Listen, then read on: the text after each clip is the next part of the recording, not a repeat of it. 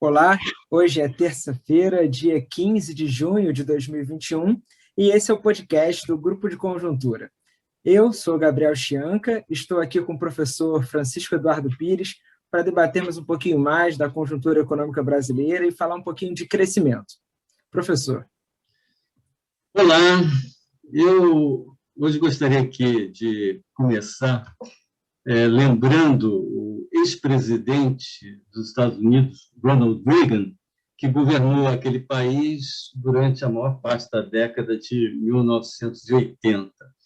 O Reagan era um político que não gostava muito de coisas complicadas, né? E ele costumava dizer que queria ter um assessor econômico, um secretário do Tesouro, que fosse maneta, tivesse uma mão só. Ele falou: eu não quero saber daqueles economistas que falam, por um lado isso, por outro lado aquilo, ou seja, em inglês seria on the one hand, on the other hand. Eu quero um de uma mão só, ou seja, que me diga o que é para fazer. E se vai dar certo, se não vai. Não quero essa coisa de...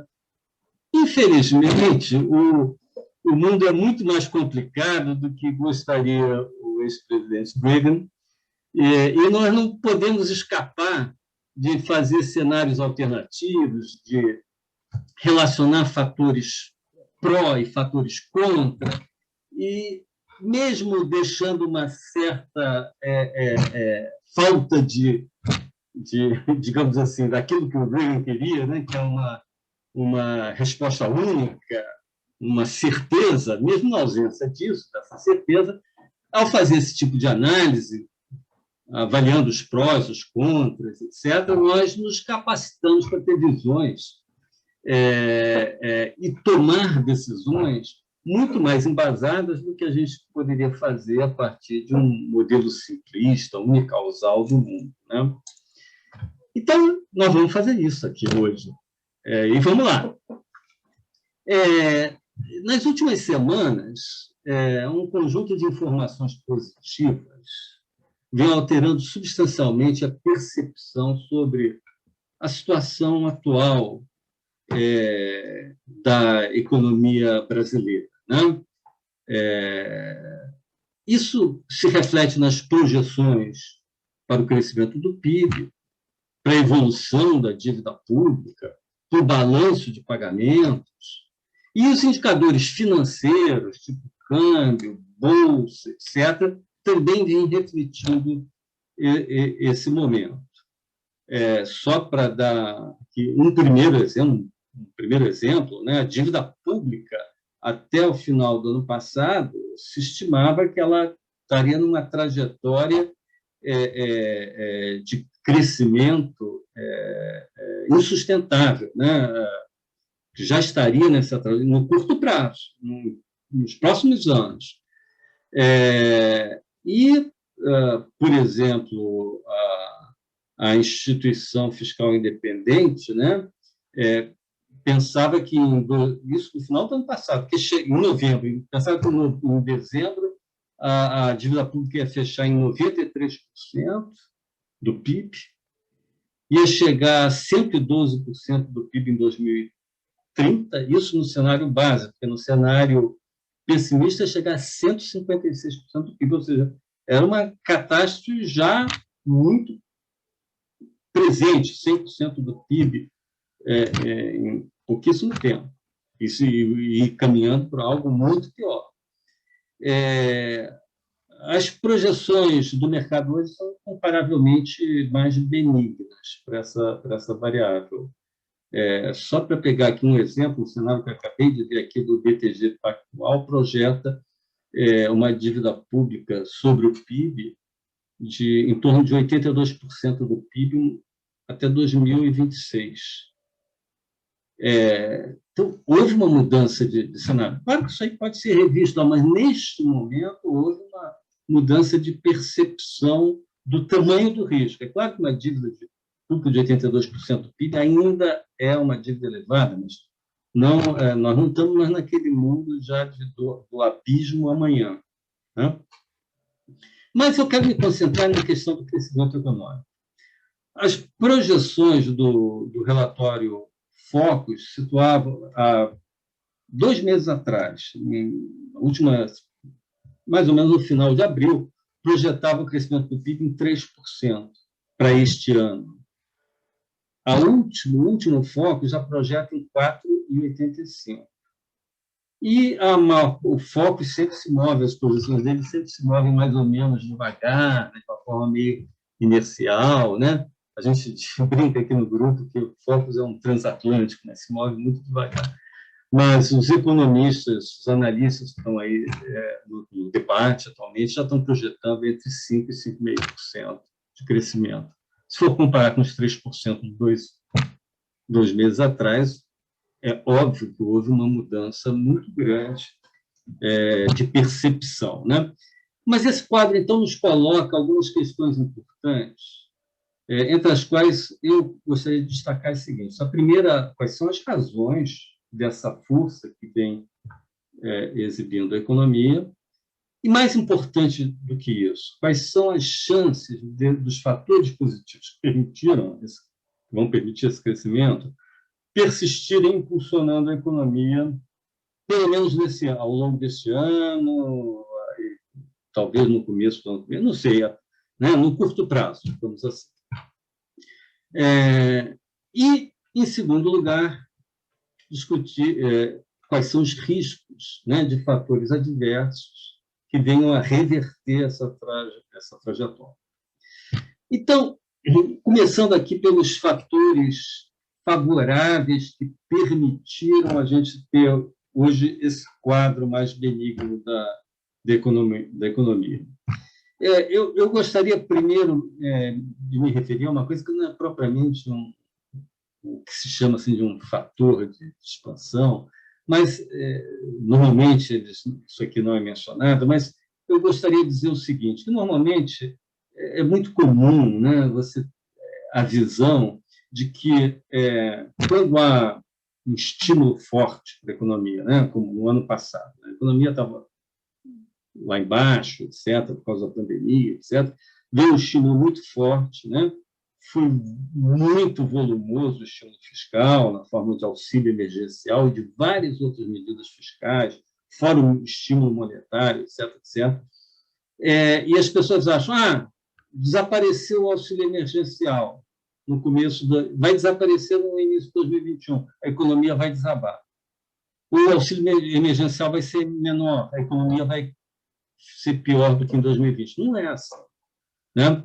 A economia não é assim que a economia funciona, né? Porque uma vez que houve aquele estímulo, a economia foi posta para funcionar, vão ocorrendo mecanismos retroalimentadores, né? As empresas começam a contratar, ao contratar, vai ampliando a massa de salário, isso aí, algumas empresas começam a investir, que foi o que a gente viu no PIB, e tudo isso a economia começa a ter uma dinâmica, um dinamismo endógeno próprio dela, né? Então, eu acho que isso aí também, o fato de que as pessoas não se perceberam dessa engrenagem se movimentando, foi a causa, em parte, das previsões muito pessimistas da economia desabar no primeiro trimestre, que acabou não acontecendo, né?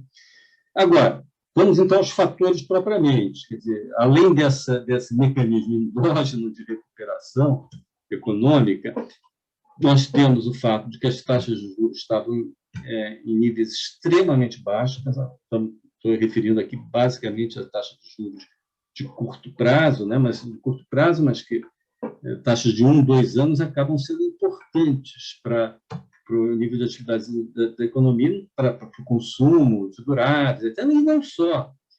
Porque, na verdade, tanto o investimento em bens de capital, como também na construção civil, porque os juros da construção civil também ficaram, juros imobiliários também se mantiveram em níveis muito baixos, né, por padrões históricos, isso aí tudo foi muito estimulativo.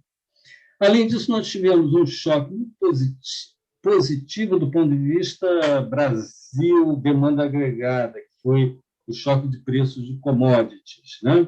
O preço das commodities subiu muito no mercado internacional E isso aumentou a renda doméstica aqui de todos aqueles que estão envolvidos nas atividades exportadoras de commodities, né?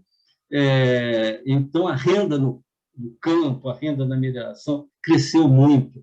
E, com ele, não só o consumo, sobretudo de duráveis, mas também o investimento. Né? Só para dar aqui um número, a produção de máquinas agrícolas aqui no Brasil, e uma boa parte do mercado interno, subiu 40% no primeiro trimestre desse ano, quando comparado com o primeiro trimestre do ano passado. Isso aí é o setor agrícola e agropecuário investindo a partir já estimulada pelos preços altos das commodities, pela sua renda ampliada, etc, etc.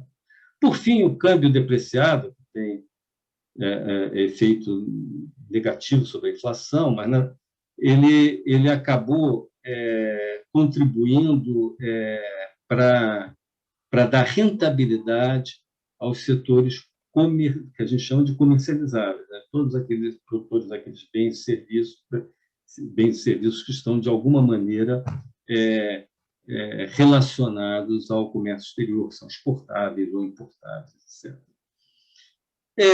Para a gente pensar, então, eu acho que esses foram os principais fatores que estimularam, responsáveis por esse desempenho, né? Agora, na hora de pensar a continuidade desse crescimento, pós primeiro semestre, ou seja, o trimestre em curso e, digamos, 2 próximos trimestres, ou seja, até o final do ano, né?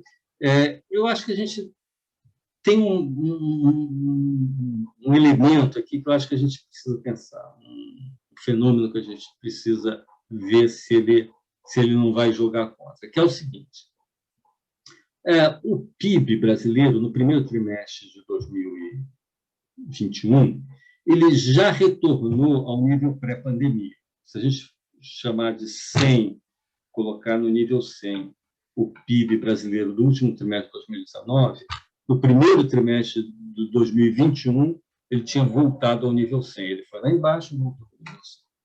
Então, já recuperou, o PIB recuperou a perda. Porém, o consumo das famílias ainda está 3,5% abaixo do PIB. Bom, 3,5% abaixo do PIB, desculpa, falei do PIB, mas 3,5% abaixo do nível pré-pandemia. E mais, a renda das pessoas, que é o que explicaria em princípio, seria um dos fatores principais para explicar o nível de consumo, ainda está, a renda do trabalho, ainda está quase 10% a nível da pré-pandemia. Então, isso é uma coisa que não combina muito, né? A renda 10% abaixo, o consumo 3,5% abaixo do PIB, e o PIB já ter voltado. Bom, o PIB voltou porque, em parte, quer dizer, o PIB cresceu mais do que o consumo porque houve um crescimento muito forte e surpreendente do investimento, né? Sobre essa questão a gente falou no podcast passado, né? Agora, quando a gente olha assim, o fato do consumo crescer bem mais do que a renda, no ano passado foi por causa do auxílio emergencial. Esse ano já nem tanto, no primeiro trimestre desse ano já nem tanto, porque o auxílio emergencial cresceu, foi pago só em janeiro e só foi retomado agora no segundo trimestre. Então, teve um períodozinho aí até que a gente não teve essa transferência do governo para as famílias. Mas houve outros fatores. Por exemplo, as famílias se endividaram mais para consumir. Isso aí, os dados do Banco Central mostram isso. O grau de endividamento das famílias, né, dívida sobre a renda, aumentou. Isso dá uma alavancada no consumo, né?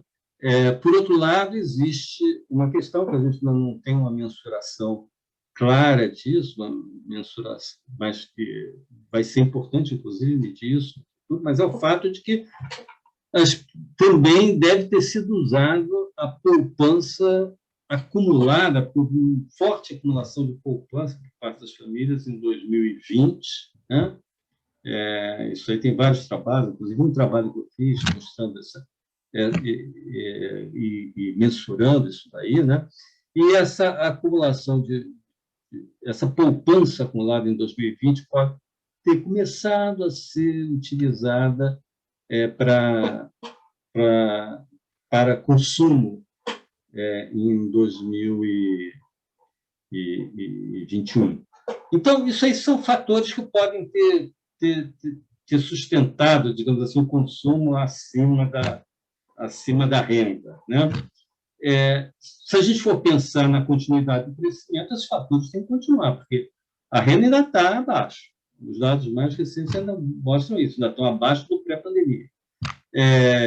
Então, mas me parece que esses fatores que eu mencionei agora há pouco, acabei de mencionar, eles tendem a continuar e podem ser até reforçados, né?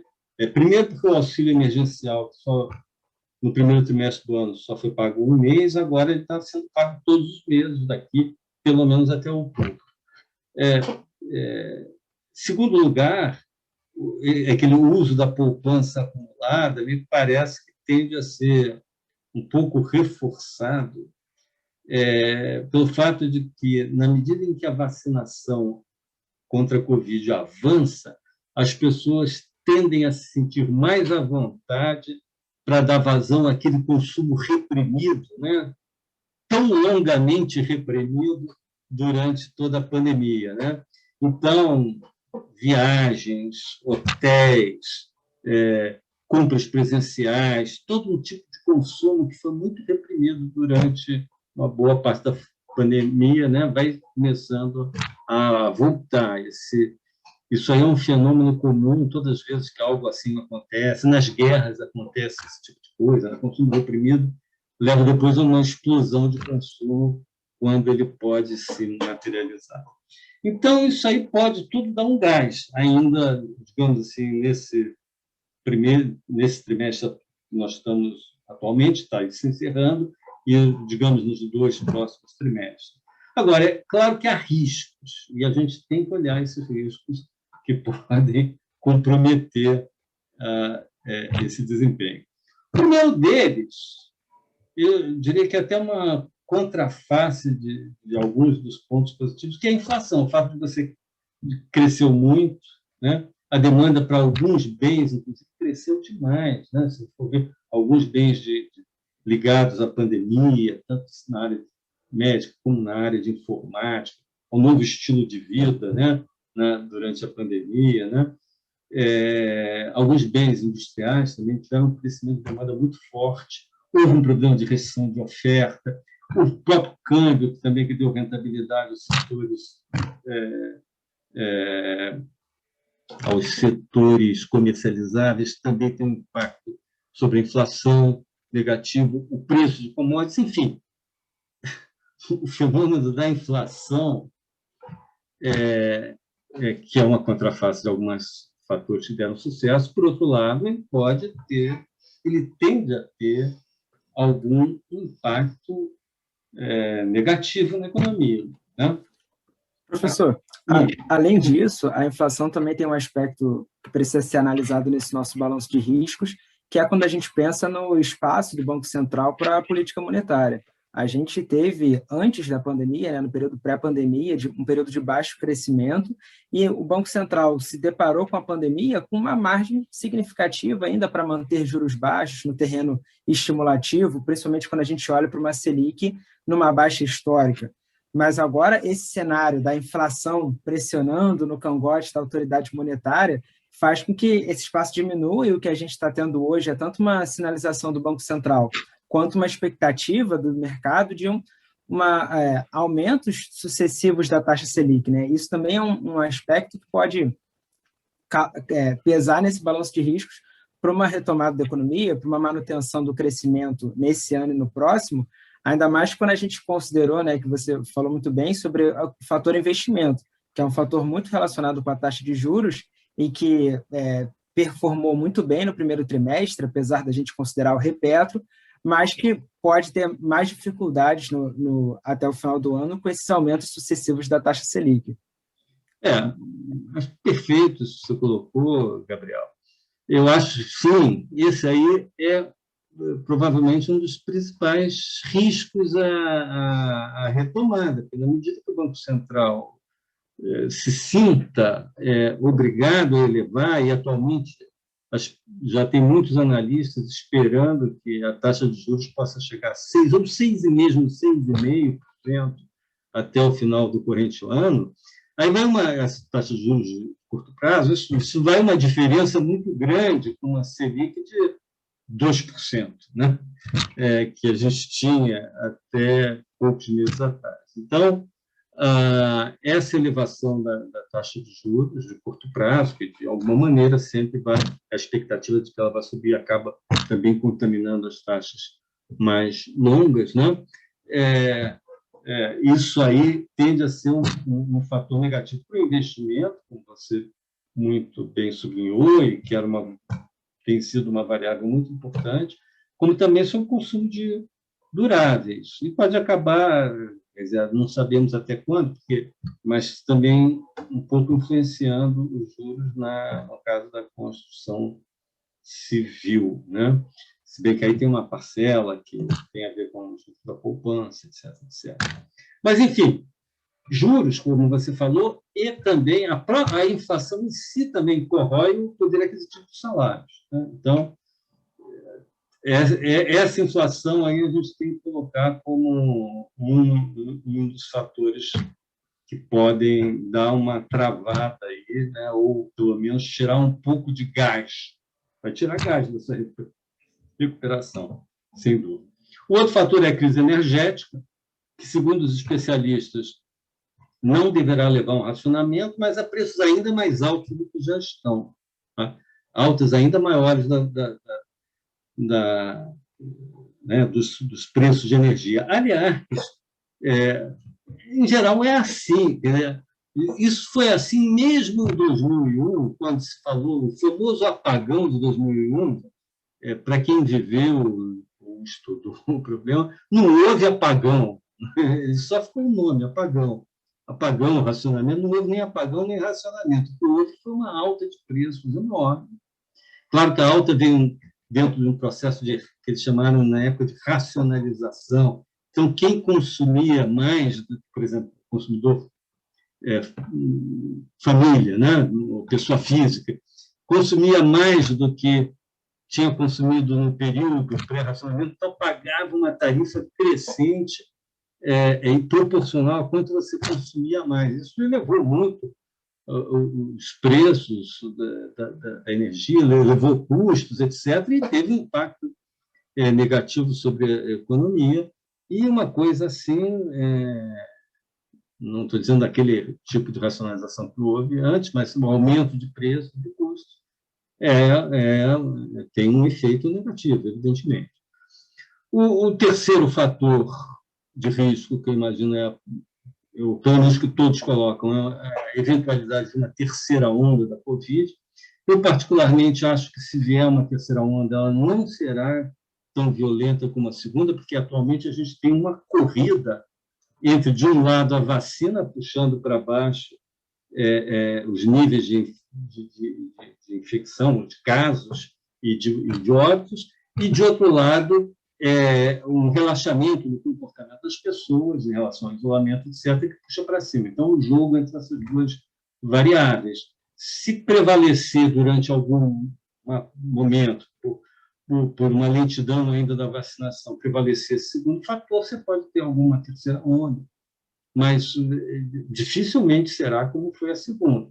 Mas, mais que isso, quando a gente quer analisar não o impacto da pandemia, o impacto humano, social, sanitário, que é terrível, mas quando a gente quer analisar especificamente, não isso, mas o lado economia, o que a gente observa é que o efeito da pandemia sobre a economia tem sido decrescente, né?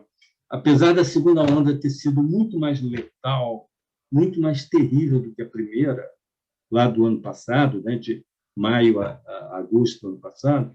Essa segunda foi muito pior, indubitavelmente, mas o efeito econômico foi muito menor, muito mais reduzido, seja pelo lado positivo, porque as empresas estão aprendendo a conviver com a pandemia, né? Tomar medidas que reduzam o risco, né? Os shopping centers, as indústrias, todas elas estão introduzindo, né, medidas preventivas, né, para poder funcionar com a pandemia, seja porque, e aí pelo lado negativo, as pessoas, por um cansaço, né, um cansaço da pandemia, estão começando a adotar comportamentos muito mais arriscados, né? Acredito que, nesse sentido, enquanto sociedade, a gente foi se tornando, infelizmente, mais tolerante com a perda de vidas com a pandemia, mais e a insensível, economia né, foi Gabriel? sendo... Hã? Mais insensível, né, Gabriel? É verdade. Infelizmente, acho que o caminho foi esse, e isso acabou fazendo com que a segunda onda, apesar do seu alto custo em vidas, ela tenha impactado a economia menos do que nós previmos anteriormente. Exatamente. Eu acho que isso está acontecendo. E, por essa razão, eu acho que uma eventual terceira onda, que dificilmente também seria tão letal quanto a segunda, eu não acho que esse seria o risco maior sobre a economia agora. Antes nós pensávamos muito assim, mas a experiência da segunda onda já mostrou que está sendo decrescente o comprometimento da economia pela Covid. Professor, além da pandemia, nesse nosso balanço de riscos, como que o senhor considera que a questão política, né, o cenário eleitoral presidenciável do Brasil se desenhando, como você acredita que isso deve ser considerado nesse nosso balanço? Gabriel, eu falaria usaria aquela expressão carpe diem, colher o dia, né? Vamos viver o dia e entender esse momento favorável e os riscos que já estão presentes aqui. Mas é óbvio, você tem toda a razão, que para 2022 a eleição deve trazer uma incerteza. Pode trazer uma incerteza muito grande para a economia e pode derrubar a economia tranquilamente. Isso aí a gente já viu em outras eleições no passado. Mas até pela experiência das outras eleições, eu acho que ainda é muito cedo para a gente ter. Nós estamos há 1 ano e 4 meses, né, das eleições. Eu acho que é muito cedo para ter claro, embora nos pareça, não, nós já temos 2 candidaturas polares, etc., mas eu acho cedo. Em eleições anteriores, nunca o quadro estava definido 1 ano antes, 1 ano e 4, muito menos 1 ano e 4 meses antes das eleições. Eu acho que isso aí, o quadro eleitoral vai se tornar um fator relevante, e aí pode ser realmente para gerar uma incerteza enorme ou não, né? A partir de, digamos, do final deste ano, início do ano que vem, né? Então, eu prefiro... A gente já tem problemas e riscos demais para pensar nesse curto prazo, dos próximos 2 trimestres. Vamos deixar para aprofundar esse problema, essa questão, né, mais à frente. Então, vamos ficar por aqui por hoje nesse podcast. Um abraço a todos e até o próximo podcast do Grupo de Conjuntura. Hoje eu não estive aqui com os outros colegas professores do grupo, mas eles estarão presentes 1 a 1 ou 2 a 2, né, ao longo das próximas 3 semanas, e depois nós voltamos ao nosso formato em julho, a partir da segunda semana de julho, voltamos ao nosso formato normal, aquela formação com todo mundo participando do debate. Então, até a próxima.